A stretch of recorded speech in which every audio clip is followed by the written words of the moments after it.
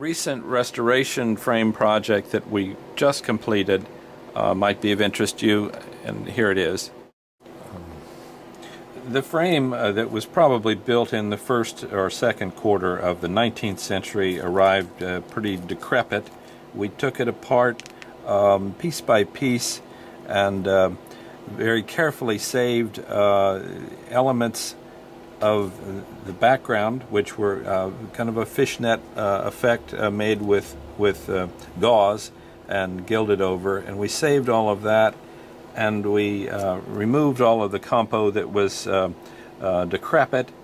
and we replaced that with a new composition that was made from 19th century molds in place here in this photograph.